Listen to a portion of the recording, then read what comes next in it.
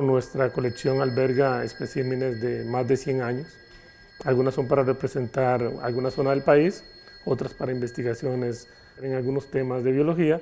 Sin embargo, a lo largo del tiempo lo que se convierten es en una imagen fotográfica de lo que ocurría en esos momentos en el país. Y nos ha permitido, en gran medida, ver cómo en el pasado algunas especies estaban constantemente vinculadas a investigaciones y de un momento a otro empezaron a desaparecer. Y cuando nos ponemos a investigar a fondo es cuando nos damos cuenta que efectivamente han desaparecido del ambiente. Entonces nos ha permitido incluso casi a nivel de un año en particular indicar en qué momento este fenómeno de decline repentino y masivo ha ocurrido en anfibios.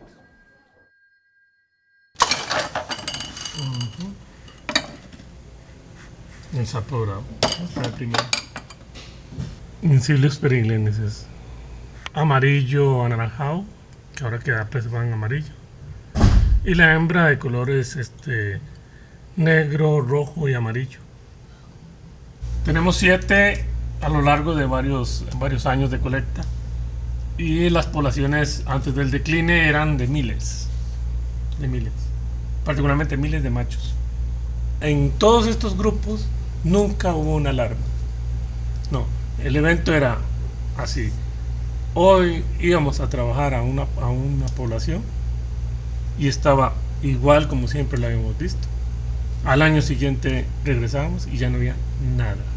Era indetectable.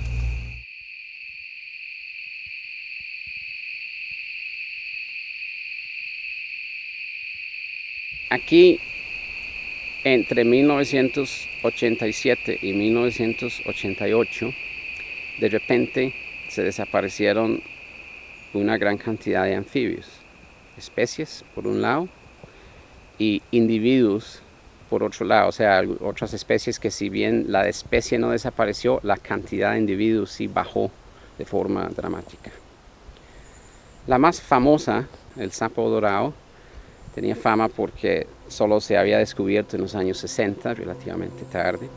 Se encontraba principalmente en los cerros más altos, donde se ve un hábitat que se le conoce como bosque enano.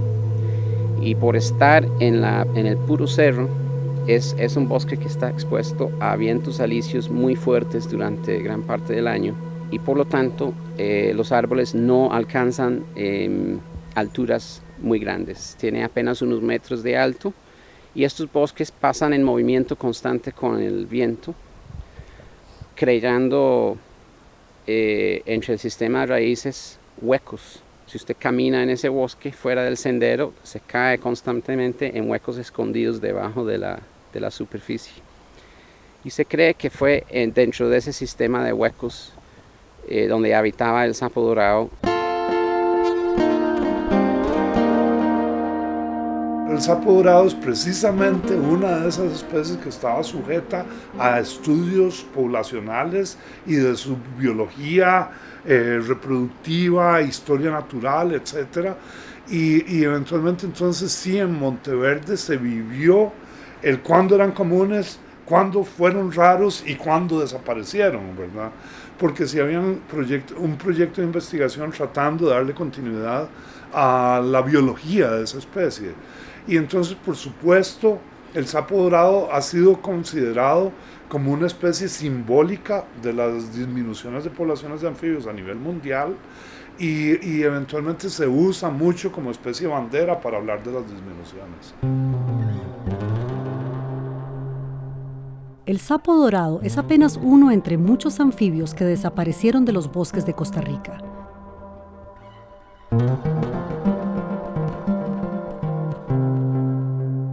A mediados de los años 80, en el Cerro Chompipe, abundaba el sapo de Holdridge, una especie de la que podían encontrarse cientos de individuos en un solo día.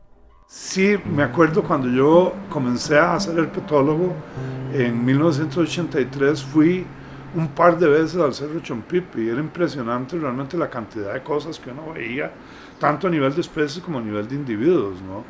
Ejemplo, puedo citar al sapo de Holdridge, digamos, al Incilius holdridgei, que en aquella época, en 1983, el simple hecho de andar caminando en el bosque, como ellos se enterraban un poco, la persona que iba adelante generalmente no los veía, pero personas que iban detrás, tal vez tercera o cuarta persona, con frecuencia iban encontrando donde las otras personas habían pisoteado los bichos saliendo del suelo, digamos. Yo sé que hoy día es difícil encontrar los poquitos individuos que sí ya están reobservándose, y curiosamente en algún momento estuvo en la Unión Internacional para la Conservación de la Naturaleza como extinto. En mayo del 2014 visitamos la zona con un grupo de biólogos con la intención de ver el estado actual de la población de la especie. Hemos llegado a la zona del Alto del Roble, que es una de las zonas donde sabemos que existe o que vive esta especie. De hecho, es una zona que en este momento presenta muchas características muy apropiadas para la especie, como esos charcos que podemos ver aquí, donde incluso hemos visto en algunos otros momentos los huevos. En teoría es la mejor época para venir y buscar esta especie, es la época donde podríamos o donde hemos visto los machos y los adultos en etapa reproductiva, pero este año no ha sido el mejor año definitivamente y nuestro invierno se ha retrasado muchísimo, y como pueden ver la zona está bastante seca y no nos presenta las mejores condiciones, desgraciadamente. Es muy difícil, es una de las especies más difíciles de buscar aquí en nuestro país. Ella es fosorial, vive entre la hojarasca, además no presenta como colores muy llamativos, y entonces hay que ponerse con paciencia a revolcar las hojas, a revolcar la hojarasca para poder encontrarla.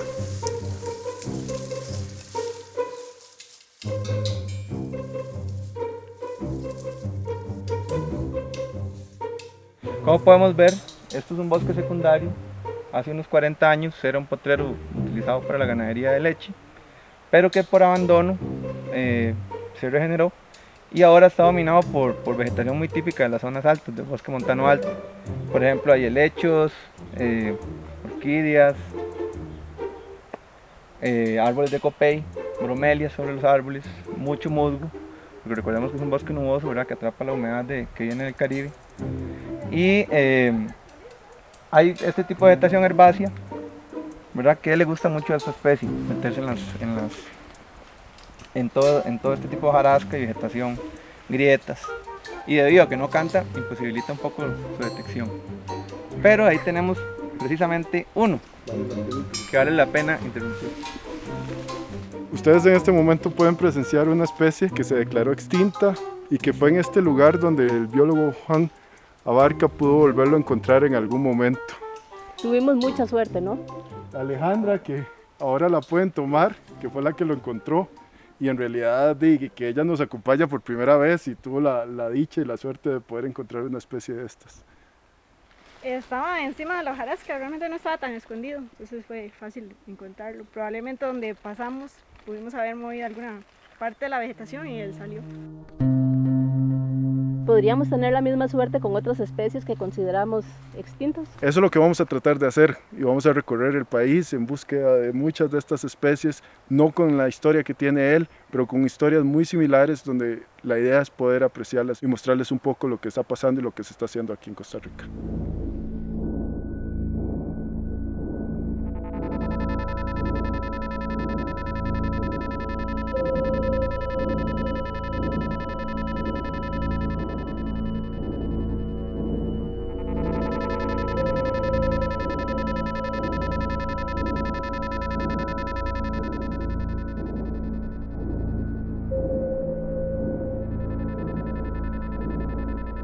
Hay unas 7.000 especies de anfibios conocidas en el mundo, de las cuales cerca de la mitad tiene sus poblaciones en declive.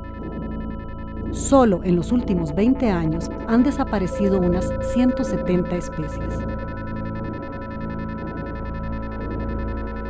En Costa Rica, donde se ha catalogado la existencia de alrededor de 200 especies, desaparecieron cerca de 20, casi todas en la década de los 80.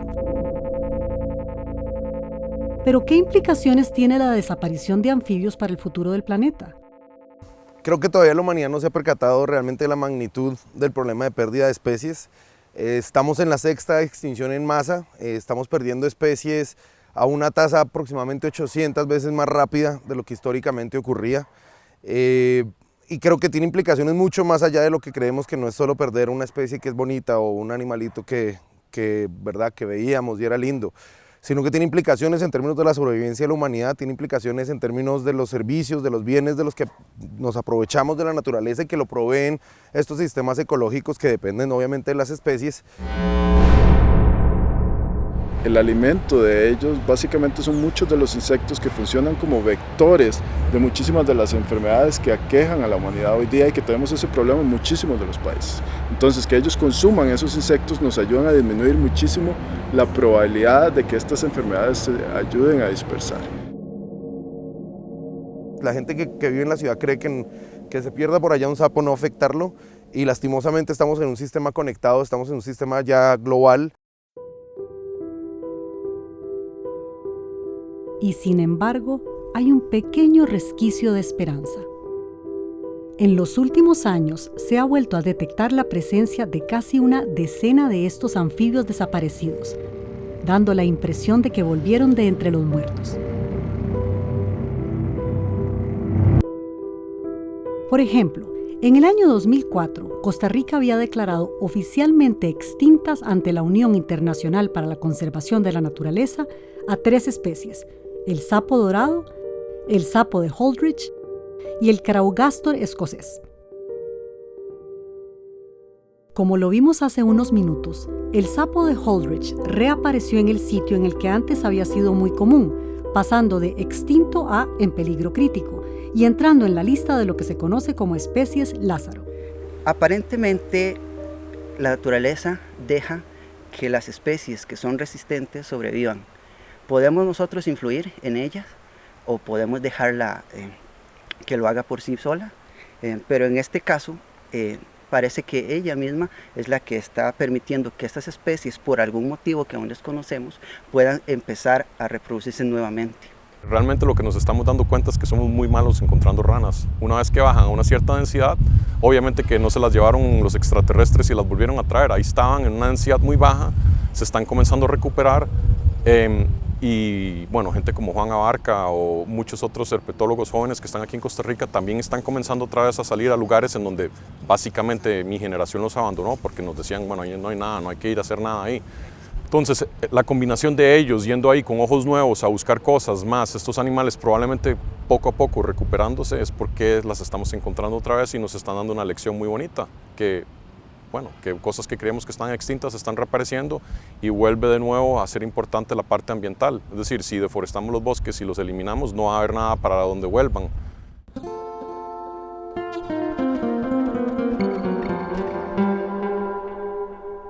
Como sabemos, la pérdida de hábitat es una de las mayores amenazas para la fauna silvestre. Por esta razón, en las últimas 3 décadas, Costa Rica ha hecho un esfuerzo notable por recuperar sus áreas boscosas, que hoy cubren un 53% del territorio nacional. Una situación muy distinta a la de 1987, cuando la deforestación dejó al país con apenas un 21% de cobertura boscosa, su mínimo histórico. Y aunque podríamos precipitarnos y concluir que el origen de los declives de anfibios está en la deforestación, pronto caemos en cuenta de que el problema es mucho más complejo. O sea, es obvio que esa deforestación produjo pérdida de especies localmente, pero no hay ninguna evidencia de que haya alguna especie que haya desaparecido anteriormente producto de esa deforestación. Monteverde y muchos parques nacionales, y uso Monteverde de primer ejemplo, pero yo personalmente también he trabajado en Parque Nacional Tapantí, en parte del Volcán Barba y Parque Nacional Bravo Carrillo. Son lugares que en teoría estaban bien protegidos, donde la deforestación no era importante, y aún así dentro de esas áreas bien protegidas hemos tenido desaparición de especies. Los factores que podrían explicar estos declives aún son motivo de discusión entre los herpetólogos. Uno de los factores que ha generado una gran cantidad de estudios es el hongo Batrachochytrium dendrobatidis, conocido también como BD. El hongo ataca la piel de los anfibios, provocándoles una enfermedad llamada quitridiomicosis. El hongo lo que se alimenta es de la parte de la queratina. Los anfibios, los adultos, tienen en toda su piel partes queratinizadas. El hongo se aprovecha de esto, llega e infecta, entonces se empieza a alimentar de esta parte. La quitridiomicosis provoca un engrosamiento de la piel, impidiéndole a los animales infectados cumplir con procesos vitales de termorregulación, hidratación y absorción de nutrientes. Además, parte de la respiración de los anfibios se da por medio de la piel, por lo que su capacidad para absorber oxígeno también se ve afectada y acaban muriendo por insuficiencia cardíaca. Pero, ¿en qué condiciones se desarrolla el hongo? La preferencia del hongo son temperaturas intermedias, entre 10 y 23 grados centígrados. Por encima de esa temperatura, por encima de 25, el hongo deja de crecer y llega a morir también. Esto, asociado a los problemas ambientales que tenemos con los anfibios, nos puede arrojar alguna idea de en qué lugares el hongo ha afectado más, ya que los niveles altitudinales donde están estos anfibios, en las zonas altas, la temperatura es una temperatura óptima para el desarrollo del hongo. Las especies afectadas fueron especies de quebradas de tierras altas. Básicamente los anfibios que ocupaban ese nicho desaparecieron y por varias, casi 2 décadas, uno iba a esos lugares, a las tierras altas, y uno no encontraba nada, tanto en Costa Rica o Centroamérica, Suramérica como Australia. Una de esas especies de zonas altas que por años se creyó que había desaparecido es la rana Lithobates vivicarius, conocida también como la rana vivicaria o rana de ojos verdes. El Parque Nacional del Agua Juan Castro Blanco, un sitio en el que las temperaturas oscilan entre los 15 y los 27 grados centígrados, es uno de los últimos reductos en los que vive esta rana. Douglas Vargas, quien vive desde su infancia en esa zona, fue testigo del declive poblacional de la especie. 80, 90, una cosa así, fue más poca la población, porque uno tenía que venir aquí arriba para poderlas ver. Para uno era normal, porque ya uno había crecido con ellas, pero sí, en esa época hubo menos. ¿Quién sabe por qué? De parte yo la asociaría con que en aquellos años era más incentivado lo que era aplicar herbicidas y aplicar plaguicidas y aplicar un montón de cosas para una diferente sinfín de plagas que se utiliza, que hay en la lechería. Entonces yo lo asocio a eso, pero ya eso solamente lo sabrán los que ya estudian de esa. ¿En qué años era normal verlas en el pueblo? 70s y principios de los 80s uno jugaba con ellas. Antes del año 1990, las poblaciones de la vivicaria se extendían por todo el sistema montañoso de Costa Rica, así como al oeste de Panamá. Posteriormente, nadie la volvió a ver, hasta que en el año 2002 fueron encontrados algunos renacuajos en el Bosque Eterno de los Niños, y en el 2007 se reportó la presencia de algunos individuos en el Parque del Agua. Y si bien esta población se ha mantenido estable desde su redescubrimiento, la disminución de las lluvias en los últimos años ha vuelto a poner en riesgo su continuidad. Una de las características más impresionantes que tienen los anfibios es la gran cantidad de modos reproductivos que poseen. Ellos van a aprovechar cualquier evento y cualquier circunstancia para poder reproducirse. Una de las características importantes en zonas de altura son esta especie de charquitos que se forman alrededor de las montañas, dentro de las montañas, en los potreros, en cualquier zona donde exista la posibilidad, y en estos lugares ellos aprovechan la oportunidad en los momentos de lluvia para poner sus huevos y para que los huevos se desarrollen. Uno de los principales problemas o de las cosas que más podría afectar es que si no llueve de manera constante, estos charquitos se van a secar y por ende los huevos y los renacuajos pues van a morir y van a sufrir de secación. Eso afecta a montones esa parte del ciclo de las ranas. El problema se complica aún más cuando hablamos de cómo el calentamiento global altera los niveles de humedad disponible. Para los bosques nubosos está muy bien documentado que gran parte de la humedad disponible para esos ambientes, para esos ecosistemas, en cierto sentido provenían de las nubes. y calentamiento global produce que las nubes estén mucho más arriba ahora que lo que estaban antes, y entonces por lo tanto muchos de estos bosques que antes eran nubosos ya no son tan nubosos, porque las nubes no están pasando por el bosque, sino que están pasando por encima. No es que esté lloviendo menos, pero sí es que esas nubes no están dejando su humedad directamente en el musgo y otras superficies que la mantienen en lugares como los bosques nubosos de Costa Rica, digamos. En el Parque del Agua, un sitio en el que nacen 5 ríos que recorren la zona norte del país y que dentro de sus más de 14.000 hectáreas hay 7 lagunas de gran belleza escénica, los efectos del calentamiento global son palpables.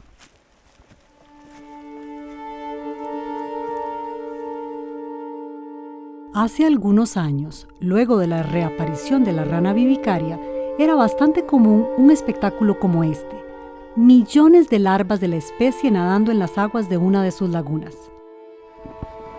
Hoy, esa misma laguna se ve así. El agua llegaba hasta acá. Lo que antes era un paraíso reproductivo para la vivicaria, hoy es una explanada de tierra seca cuando no cae la lluvia y un terreno embarrialado cuando llueve. Mira, yo tengo 40 años y esta es la primera vez que veo esta laguna seca, total. Esto definitivamente lo que afecta es el ciclo reproductivo de la rana, porque no tienen su sitio para poder reproducirse. Entonces ellas, que son completamente dependientes de una laguna para reproducirse, para tener sus renacuajos y que estos después cumplan con todo el proceso normal, y pueden imaginarse que este año no sabemos qué va a pasar, digamos, estaremos monitoreando, pero este año probablemente su ciclo reproductivo se vea severamente afectado. A unos 500 metros hay otra laguna que, si bien algo disminuida, aún se mantiene con vida. Como pudo ver, la primera laguna en la que llegamos estaba completamente seca. Esta tiene algo de agua y es gracias a las actividades propiamente aquí pecuarias de que tienen ganado, entonces ellos necesitan un sitio para que el ganado tenga agua para beber.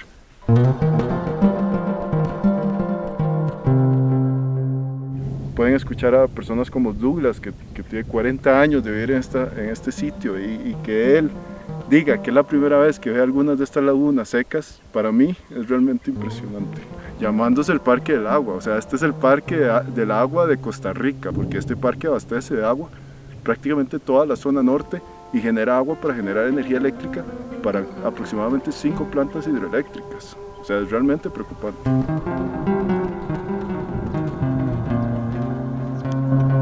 ¿Qué encontró? Un vivicario joven, pequeñito, como de 4 o 5 centímetros. ¿Está en la quebrada? No, la quebrada está seca. Yo no sé cómo está ahí, pero ahí está. Minutos después del hallazgo de Douglas y tras unos 20 días de sequía, llegó la lluvia.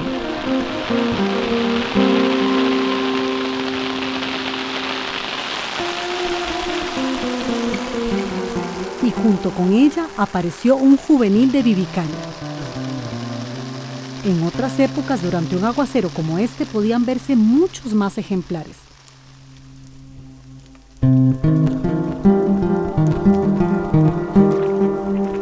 Por supuesto, la disminución poblacional de algunas ranas ha sido aprovechada por otra especie. Aquí hay una. Allá hay otra, 3. En el camino de regreso, encontramos en un pequeño abrevadero algunos individuos de la rana Ismoila pseudopuma, una especie oportunista cuyas poblaciones se apropian de los espacios dejados por otras especies que desaparecen de un sitio determinado. Pero volvamos a las especies que están reapareciendo en distintas zonas del país. En las alturas de Cotón, cerca de la frontera con Panamá, en el año 2008 se encontró una pequeña población de la rana Atelopus varius, la rana arlequín. El redescubrimiento de la especie se dio en una reserva privada en la que el biólogo e investigador José González Maya dirige el proyecto de conservación de aguas y tierras PROCAT. Y en este caso en nuestro sitio de estudio donde estamos trabajando con jaguares, de repente aparecieron 2 individuos de Atelopus y nos dimos cuenta que había una pequeña población en un sitio donde históricamente había estado la especie. Esto abrió la oportunidad a González Maya y a Diego Gómez también investigador de PROCAT, de iniciar un proyecto dedicado a la conservación de esta población relicta. Bueno, el proyecto Atelopus se ha enfocado en dos cosas fundamentalmente. Uno, en primer lugar, pues asegurar esta población. Asegurar esta población significa todo el aseguramiento del hábitat, asegurar todas las medidas, digamos, de protección necesarias para que la especie esté allí. La zona pues obviamente es de acceso restringido, hemos tratado de mantener todo lo que son las coberturas adyacentes al hábitat donde está la especie, en fin, como asegurar la población y el hábitat. Y por otro lado, pues ya el tema de investigación, donde lo que nos hemos enfocado es primero en hacer estimaciones poblacionales, en estimar, digamos, el estado actual de la población, tamaño, sobrevivencia, y estamos pues en el proceso también de trabajar con todo el tema de posible prevalencia del hongo en la población.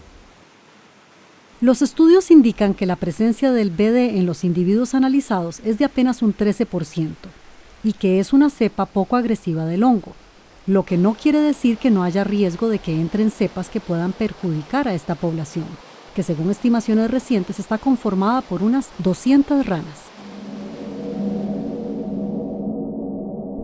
Por otro lado, se cree que la trucha, una especie introducida que al parecer devora los huevos y renacuajos, podría estar provocando que la población envejezca por la disminución de individuos en edad reproductiva.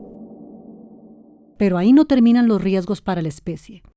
Pues ya sabemos que son animales muy atractivos para coleccionistas, muy atractivos para un montón de personas que no están interesadas precisamente en la protección de la especie.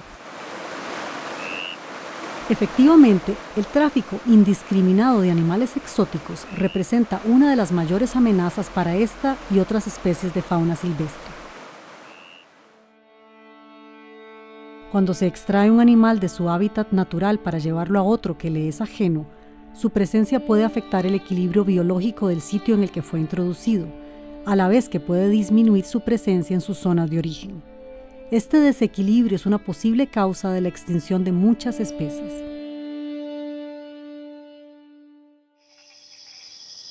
Por supuesto, las ranas, por sus colores y la belleza de sus cantos, atraen la atención de personas que quieren tenerlas en sus casas y jardines como mascotas.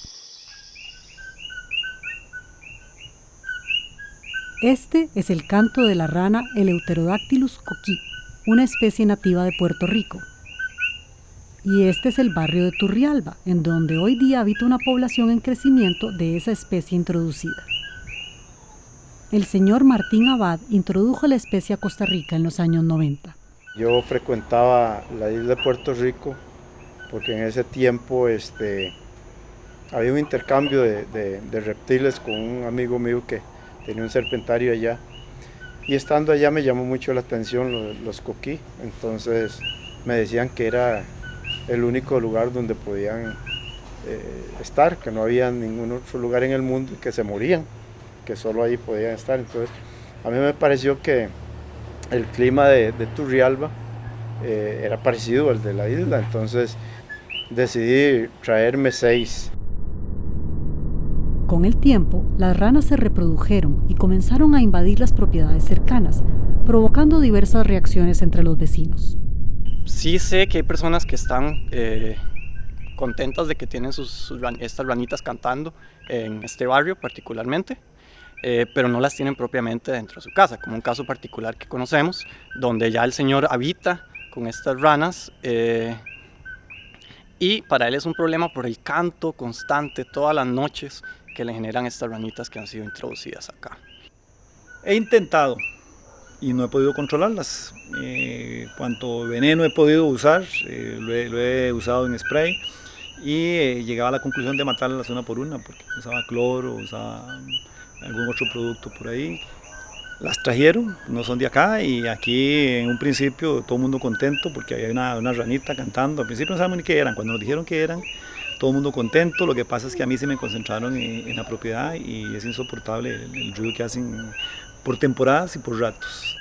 Bueno, es una especie que es introducida, entiéndase una especie introducida como estos animales que se encuentran en una región fuera de su sitio natural y van a establecerse y dispersarse en un sitio. Y estas especies después vienen a ser lo que son invasoras si ellas vienen a ocasionar un problema a lo que es la vida silvestre, que es propia del sitio donde fueron introducidas, y al ser humano, de ser el caso, ¿verdad? En el caso de la vida silvestre, Cerca de allí hay una pequeña población de ranas de vidrio nativas que podría eventualmente verse impactada por la presencia de las coquís. Porque, por ejemplo, algunas especies introducidas pueden traer patógenos que puedan afectar a estas ranas nativas y, por ende, afectar las poblaciones de las ranas. Si bien aún no está claro si las ranas que don Martín trajo de Puerto Rico introdujeron alguna enfermedad, hay quienes defienden que el tráfico de anfibios es el responsable de que el hongo Chytridio se haya extendido por el mundo.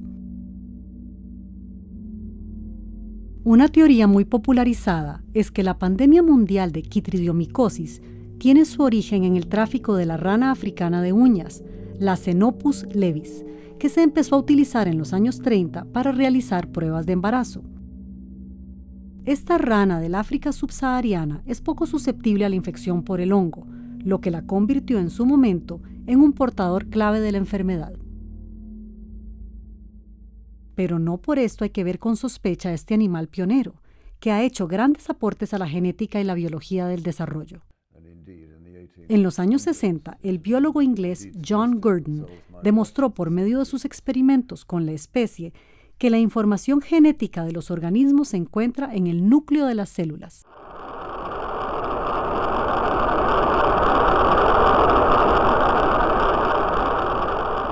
Tres décadas más tarde, en 1992, el transbordador espacial Endeavour llevó varios especímenes de esta rana para comprobar si podían reproducirse y desarrollarse en un ambiente de gravedad cero, convirtiéndola en el primer vertebrado terrestre en reproducirse exitosamente en el espacio. Y en la Escuela de Medicina de la Universidad de Costa Rica también se utiliza esta rana con fines científicos. Las estamos utilizando es para apoyarnos en la investigación en enfermedades hereditarias. Acá en Costa Rica hemos identificado familias con una enfermedad hereditaria en donde la mutación está presente en canales iónicos, o sea, proteínas que lo que hacen es transportar iones, principalmente cloruro y sodio. De esta rana se obtienen los ovocitos, los huevos de los ovocitos, y ahí entonces se inserta la proteína de interés. Y a través de ensayos de electrofisiología, pues se analiza qué tan bien conduce o transporta los iones estos canales. Pero las especies de preocupación menor, como la Xenopus levis, de poblaciones abundantes y fuera de peligro, también pueden ayudarnos a entender mejor qué puede estar provocando los declives de otras especies. En Costa Rica hay varios especialistas en anfibios que lideran proyectos científicos en los que se utilizan especies de preocupación menor nativas del país.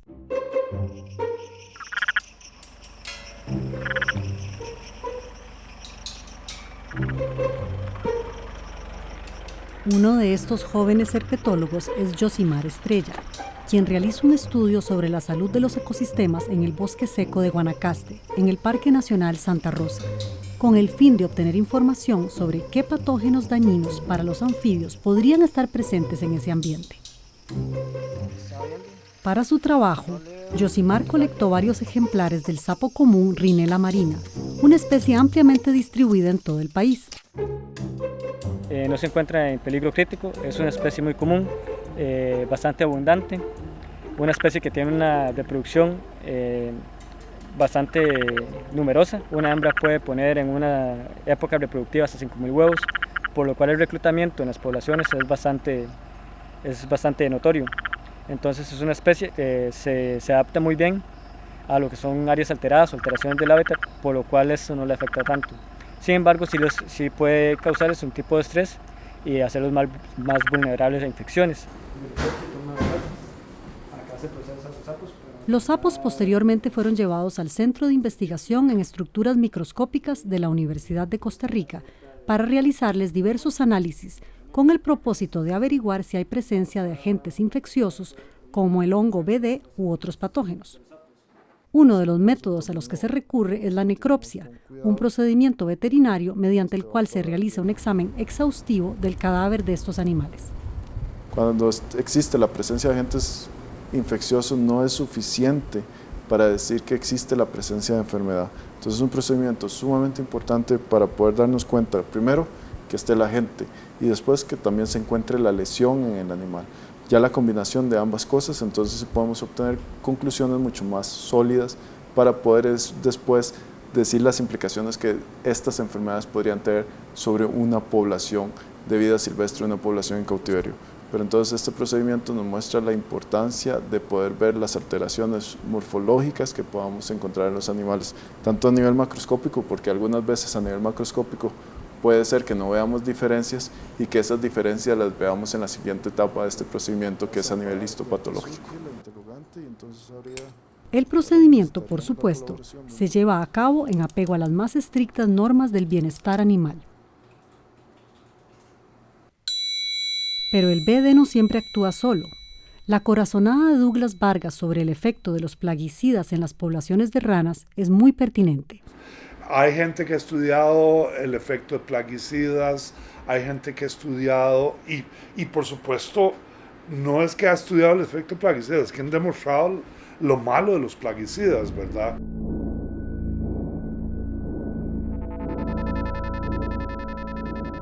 Según datos del Instituto Regional de Estudios en Sustancias Tóxicas de la Universidad Nacional, Costa Rica ocupa el lugar número 1 en uso de plaguicidas, con 18,2 kilogramos por hectárea de cultivo agrícola. En los Estados Unidos se utilizan apenas 2,5 kilos de plaguicidas por hectárea. Son conocidos los efectos que tuvo el nemagón sobre los trabajadores de las plantaciones de banano de Costa Rica. Pero aún no había datos claros sobre los efectos de este tipo de sustancias en las poblaciones de anfibios del país. Por esta razón, los biólogos Eric Ballestero y Michael Méndez decidieron abordar el tema para sus tesis de maestría. Michael estudia los efectos de los plaguicidas en la rana Ismoila pseudopuma y Eric en la Litobates taylori, ambas especies fuera de peligro de extinción. Su objetivo es entender los efectos que tiene sobre las poblaciones de ranas el fungicida clorotalonil y el insecticida endosulfán. La teoría es que estos plaguicidas se movilizan hacia las montañas a partir de sus zonas de aplicación, en este caso el Caribe, y podrían estarse depositando en las partes altas porque acá encuentran condiciones en las que pueden precipitar o mantenerse en esas muestras ambientales, como agua, como suelo, y podrían estar causando eventualmente un daño a estas poblaciones. A partir de estos lugares donde hubo decline, la idea es averiguar si estos plaguicidas en realidad participaron de alguna forma en esto. La hipótesis es que los plaguicidas están debilitando el sistema inmunológico de los renacuajos, dejándolos con pocas defensas para combatir el BD y provocándoles problemas de desarrollo. Para esa búsqueda hicieron uso del mesocosmos, un método de ecotoxicología que consiste en recrear las condiciones naturales en las que vive un organismo, pero en un ambiente aislado, de forma que se puedan controlar las diferentes variables. Entonces tenemos un montón de contenedores, en total 76 contenedores, en donde colocamos 15 renacuajos, tenemos todo monitoreado, la cantidad de hojarasca, la cantidad de agua, y hacemos variaciones en las concentraciones de plaguicidas que les añadimos y la presencia o ausencia de depredadores, que es el otro factor que estamos trabajando, ¿verdad? Entonces, tenemos 18 tratamientos, combinaciones de todos los plaguicidas, combinaciones de plaguicidas con depredadores y los controles, ¿verdad? Para el proyecto de Eric se utilizaron 1.200 renacuajos. Eso tiene un bajo impacto en cuanto a la población de los animales en la naturaleza, porque en 2 masas de huevos podemos tener, digamos, esa cantidad de renacuajos. Y una hembra puede poner alrededor de 3 masas de huevos al día. Entonces el impacto en la población es bien bajo.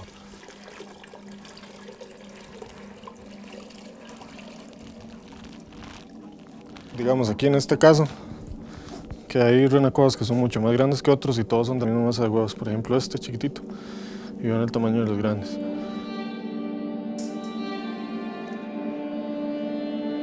Después de un detallado trabajo de laboratorio, los resultados de la investigación son reveladores. El resultado más importante es que sí encontramos que el endosulfán sí afecta a los renacuajos, sí ocasiona estrés en los mismos, aumentando las concentraciones de hormonas de estrés, y eso a nivel poblacional es importante porque afectaría el sistema inmune y haría que los renacuajos de esta especie serían como más posibles de ser afectados por patógenos, ya sea el hongo, BD, el ranavirus o cualquier otro patógeno, podría afectarlos porque su sistema inmune se encuentra disminuido. Todas estas investigaciones y muchas otras que se realizan en el país están ayudando a producir una cantidad de información sobre los anfibios que antes era generada por un pequeño grupo de herpetólogos.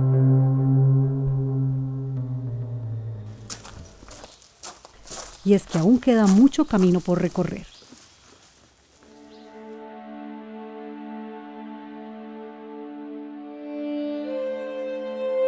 La dinámica de los seres vivos es compleja y hay un delicado equilibrio en juego. En ocasiones hay especies, incluso algunas que han sufrido declives, que resisten mejor que otras las condiciones de ambientes que consideramos hostiles para la vida natural. La rana Agalicnis ane es una especie que calza muy bien en ese patrón. Yo mismo siempre usé mucho de ejemplo a Agalicnis ane, en el sentido de que desapareció y sigue estando ausente de muchos lugares donde uno esperaría que no debieron haber desaparecido porque estaban protegidos, ¿verdad? Parques nacionales, refugios de vida silvestre, reservas como la de Monteverde, la reserva Bosque Nuboso de Monteverde, y no desapareció del centro de San José. ¿Cuáles son las razones? No es fácil dar una respuesta. Uno de los sitios reproductivos de la Agalicnis ane está en la Laguna de los Cocodrilos del Zoológico Simón Bolívar. Este pequeño parche de bosque con un poquito de agua fue el único lugar que quedó en todo el país para la especie Agalicnis ane. A partir de esta población, hace unos 7 años para acá, se empezó a distribuir en el resto del Valle Central, que ahora está más distribuida que antes. En parte puede ser porque su hábitat, que es un poco hábitats alterados, ahora es más común en el Valle Central, y también porque posiblemente otras especies que antes competían con ella ya no están. Y sí es cierto que en la meseta central se ha recuperado muy ampliamente, aunque también han habido esfuerzos de conservación, aunque no necesariamente bien documentados, de gente que ha reproducido en algunos lugares y va y libera en otros lugares, digamos. Pero eventualmente sí es curiosísimo que del centro San José, inclusive el puro centro, en el zoológico Simón Bolívar, no desapareció nunca, se mantuvo como una población relativamente común y sigue siendo común. Especies como Agalicnis ane y otros grupos de ranas que se han favorecido por las alteraciones hechas por el hombre tienden a reducir sus poblaciones más bien en sitios que nosotros tendemos a conservar. O sea, es una paradoja de la conservación, porque al favorecer unos perjudicamos a otros. Entonces es algo complejo de resolver. Tal vez algunos sitios como alterados podrían ser mantenidos más bien para poder darle sustento a estos grupos. A diferencia de la Agalicnis ane, hay una especie de su mismo género que no logra sobrevivir en ambientes alterados: la Agalicnis lemur. Esta rana, que también puede encontrarse en Colombia y Panamá, era muy común en Costa Rica. Hoy, en el país solo quedan 2 poblaciones de la especie. Una de ellas se encuentra en Guayacán de Siquirres, en la vertiente del Caribe, en una reserva privada creada y administrada por el biólogo Brian Kubicki y su esposa Aura Reyes, quienes fundaron en el año 2002 el Centro Costarricense de Investigación de Anfibios. Y aunque Brian, con casi 4 décadas de experiencia, es el especialista en anfibios, Aura, cuya formación es en contaduría pública, también ha desarrollado un gran interés por estos animales.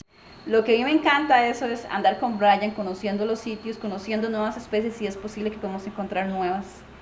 Pero ya el querer escribir una especie nueva, y eso no es mi área, esa es el área de mi esposo, y se la respeto yo y nunca va a ser la mía. Lo que me encanta es compartir lo que él hace, que me transmite esa energía y esa pasión, ¿verdad?, por hacer lo que él hace. Y conocimientos. Y ahí encontró Nototriton tampantí, que es una especie de salamandra que no ha sido nada más de un ejemplar. Ella encontró las primeras 2 poblaciones nuevas, los primeros ejemplares, y también Nototriton major, que no conocía nada más de un ejemplar en la historia colectada. Ella fue que colectó eso, la primera, y varias de esas cosas. Ella sí ha colectado, ha encontrado cosas muy raras. Y utilizando métodos de reproducción ex situ, por medio de terrarios construidos siguiendo parámetros técnicos de regulación de temperatura, humedad y luz, Brian ha logrado reproducir con éxito una gran cantidad de especies. Tenemos ya varias generaciones ya producidas en cautiverio. Ranas venenosas es un grupo muy fácil de reproducir. Ya hemos reproducido todas las especies aquí, y varios fenotipos de las mismas especies de aquí. Varias especies de ranas de vidrio, diferentes hilios, hasta una especie de salamandra que para mí es bastante interesante porque muy poca gente ha tenido éxito reproduciendo salamandras en cautiverio. Entonces sí, yo, por lo general, cuando yo estoy metido en algo, yo logro buscar la forma de tener éxito, que sea suerte y bueno, también es bastante ya trabajo en eso, ¿verdad? Como ya muy calculado, es una suerte muy calculado. El Centro de Investigación de Anfibios tiene como objetivo esencial conocer mejor la historia natural de las especies que allí se estudian. Que eso nos ayuda un poco a entender un poco mejor ya qué son sus requisitos en el medio ambiente, digamos. Porque muchas especies aquí en el país casi no sabemos absolutamente nada de su historia natural. Y obvio la parte también de que es conservación in situ, por ejemplo, creando lagunas, mejorando ambientes, digamos como modificaciones pequeñas al ambiente que facilita más la parte reproductiva de las especies.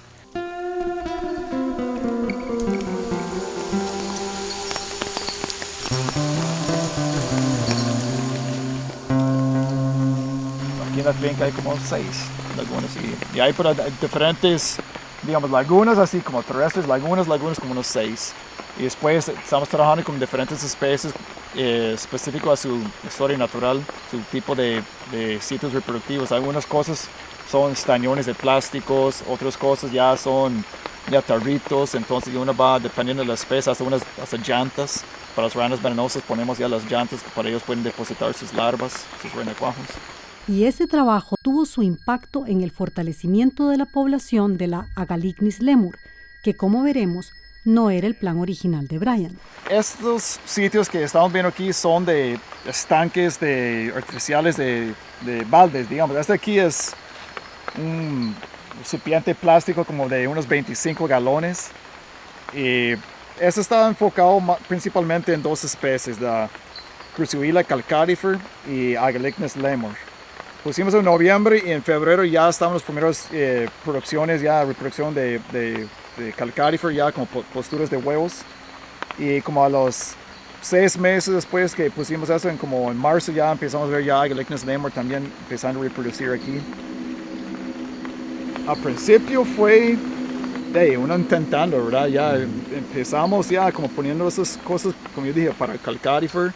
Y después ya como una buena sorpresa que pegó muy fuertemente a esos sitios ya lemur. Entonces ya viendo eso es cuando realmente empezamos a aumentar, ya poniendo bastantes más estañones en la finca en diferentes puntos, y eso realmente aumentó bastante la población de lemur.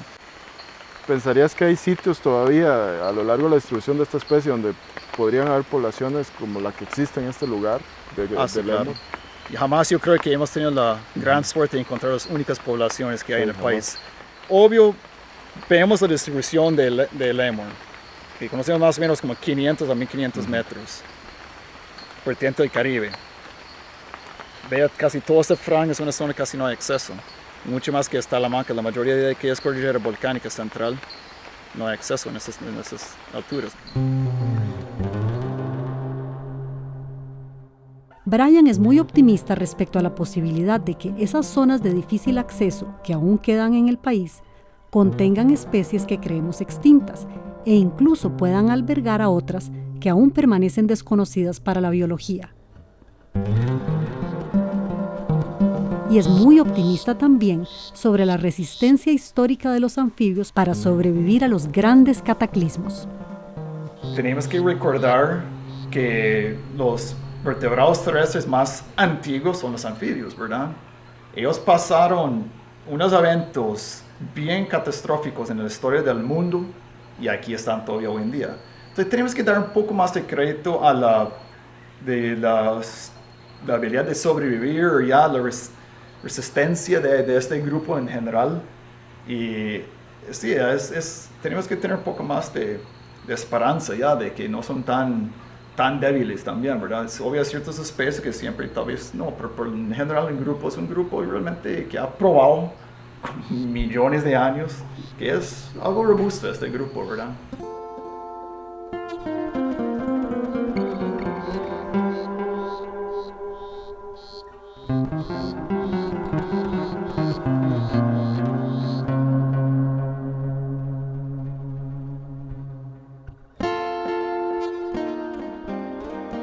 Y aquí llegamos a las tierras bajas del litoral pacífico de Costa Rica, donde tenemos dos especies del género Craugastor, que tienen poblaciones relictas que han persistido a pesar de la presencia del hongo Chytridium.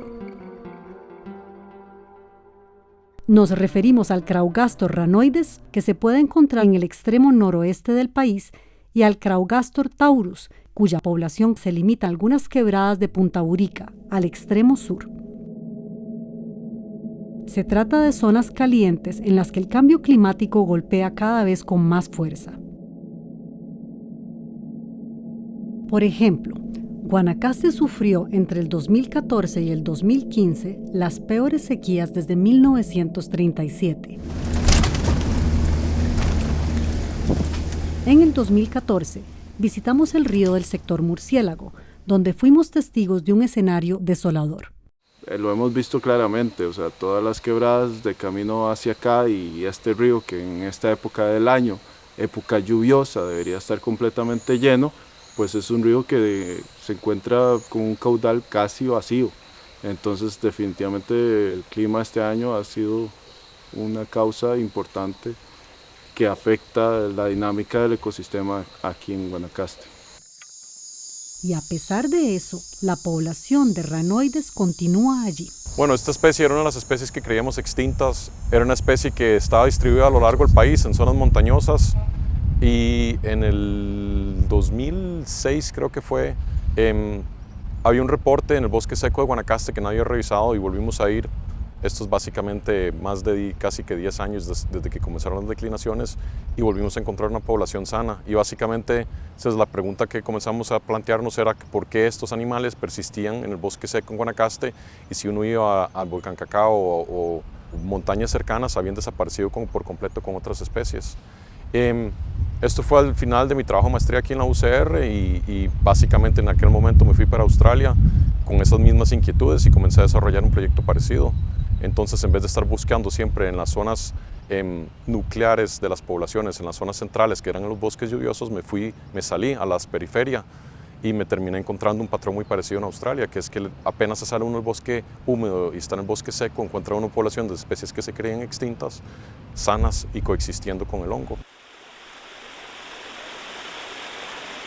Al otro extremo del país, en Punta Burica, al caminar por una quebrada como esta, podía verse una gran cantidad de individuos del Craugastor taurus, que inundaba con su presencia esos sitios para alimentarse de langostinos y otros crustáceos e insectos acuáticos, así como para reproducirse. Aquí fue uno de los primeros sitios donde encontramos Craugastor taurus. Si ya hemos visto en otras quebradas que tiene un hábitat de quebradita aplanada con banquitos de arena, pues también vive en este tipo de quebradas encañonadas, formadas todas las paredes de piedra, donde ellas van caminando, y se dice caminando porque realmente no pueden brincar, sino que se van gateando por las paredes y se esconden en los huecos que vemos acá. En una noche buena, donde hay muchos animales de este tipo, se puede ver prácticamente todas las paredes llenas de estas ranas. Pero los tiempos en los que esa especie podía encontrarse en grandes cantidades se acabaron. En la noche se hizo patente la dificultad para encontrar algún individuo de la especie.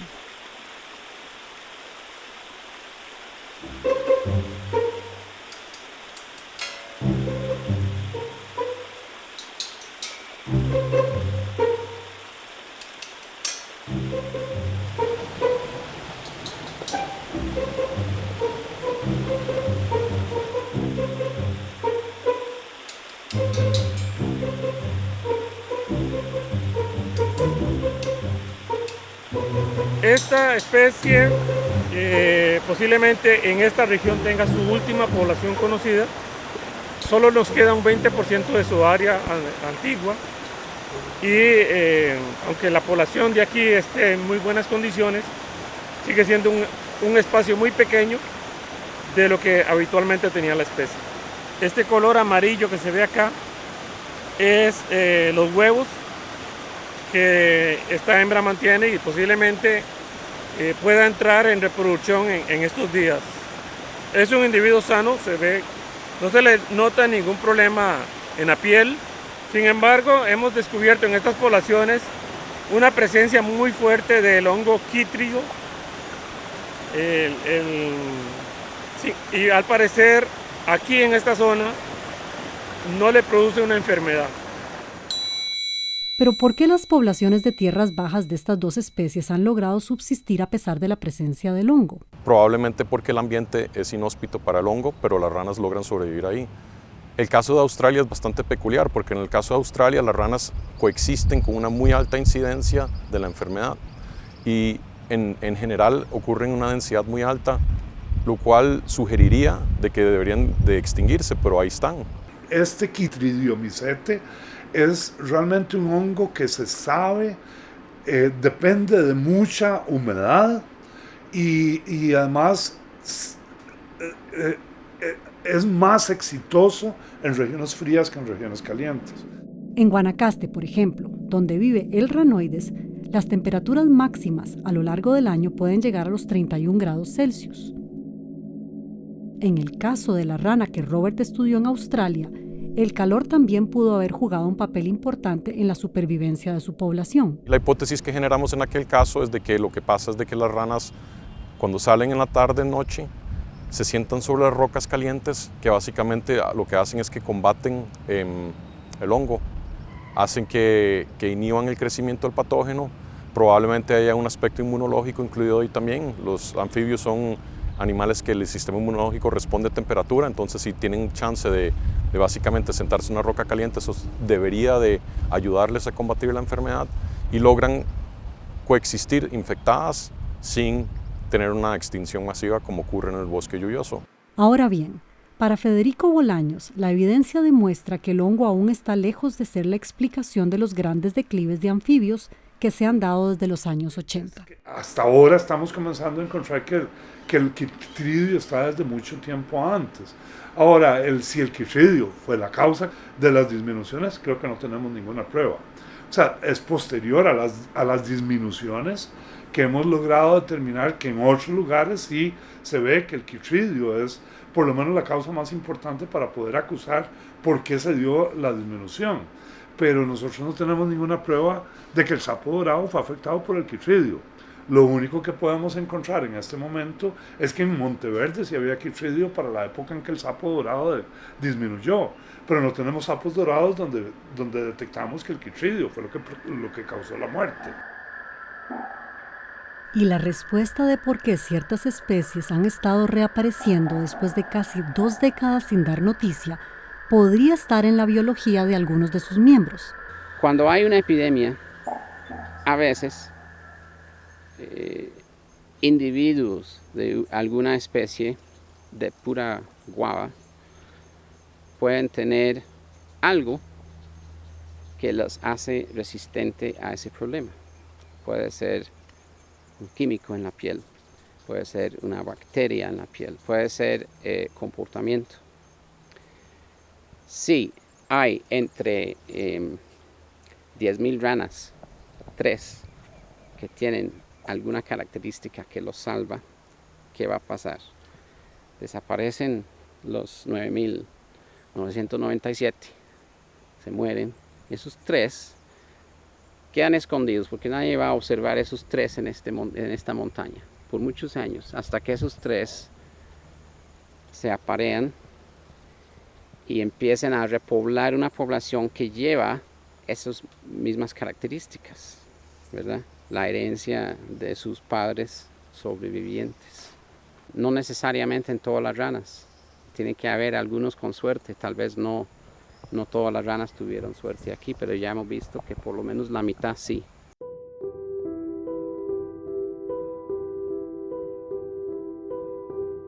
Pero no obstante esta ventaja que pueden tener algunos individuos, hay una realidad que no podemos pasar por alto. Las actividades humanas siguen afectando los ecosistemas y muchas especies siguen declinando. Y aquellas que han reaparecido siguen estando al borde de la extinción. Es una recuperación tenue. Estamos volviendo de animales que eran extremadamente comunes, tan comunes de que uno no podía caminar una quebrada sin majar una en algunas épocas, a que volvemos a encontrar algunas. Y la complejidad que viene con estos procesos de extinción realmente nos agarró a todos por sorpresa y todavía la estamos tratando de entender. Es decir, tenemos el problema de los patógenos que cada vez se vuelven más virulentos y emergen. Movemos cosas alrededor del globo, entonces estamos moviendo patógenos de lugares en donde eran comunes a lugares en donde básicamente no ocurrían y no existe inmunidad y causan estragos. Tenemos el cambio climático, cada día somos más y causamos más problemas sobre el medio ambiente. Entonces yo creo que los anfibios nos están dando una historia de algo que puede ocurrir en el futuro. Cómo manejarlo es el reto realmente, ¿verdad? Hay esperanza porque todavía estas especies son suficientemente resilientes y digamos, tolerantes para que los cambios, a pesar de los cambios, todavía encuentren espacios, pero tenemos que poner mucho más de nuestra parte para asegurar eso. Y más un país como Costa Rica, que ha abocado, digamos, históricamente esfuerzos de conservación, pero que a veces, digamos que traiciona un poco sus principios, ¿no? Y le da prioridad a otros intereses económicos a corto plazo. Y que realmente no es la filosofía del país y necesitamos rescatar esto, y los anfibios son nuestra primera señal, son el primer grupo que necesitamos asegurar, y de ahí para arriba hasta que estemos conservando jaguares, ¿verdad? Pero es todo un camino que tenemos que seguir y que es el momento, no tenemos más chance, o sea, estamos justo al borde, todavía hay esperanza, pero entonces no nos aventemos, ¿verdad?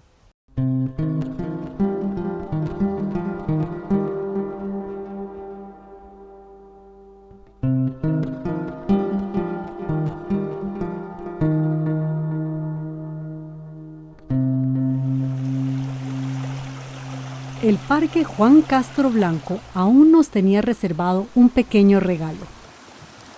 En el 2016, en vísperas de la finalización de este documental, Randall y Gilbert, que daban seguimiento a su proyecto con la rana vivicaria, se toparon con un hallazgo inesperado. En una quebrada como esta, estábamos viendo la posibilidad también de encontrar algunos individuos adultos de la rana vivicaria. De hecho, era en la noche donde estábamos trabajando, y andamos con focos de cabeza, uno como este. Y en ese momento fuimos subiendo la quebrada y observé un ojo verde llamativo y yo dije, una vivicaria, voy por ella. Entonces Randall llegó en ese momento y bueno, entonces yo tomé la bolsa, me acerqué. Los animales tenemos que tomarlos con las bolsas porque por el tipo de estudio que estamos haciendo no hay posibilidad de tocarlos con las manos. Entonces Randall lo captura, el animal entra dentro de la bolsa, me asomo, abro la bolsa y sorpresa, en ese momento yo volví a ver a Randall, o sea, simplemente quedé sin palabras y lo que se me ocurrió fue decirle, Randall, o sea, esto sea lo que sea, es algo importante. Y así fue. Después de varios análisis y comparaciones, con la ayuda de Federico Bolaños, lograron confirmar que lo que encontraron fue un ejemplar de una especie que había desaparecido desde 1986 y que fue declarada extinta en el 2004. El Craugastor escocés, la rana de vientre rojo. Y si bien este tipo de noticia debemos tomarla con la sangre fría, queda preguntarnos si algún día volveremos a ver a aquel sapo dorado que hace casi 30 años despertó la conciencia del mundo sobre la pérdida de especies en nuestro planeta.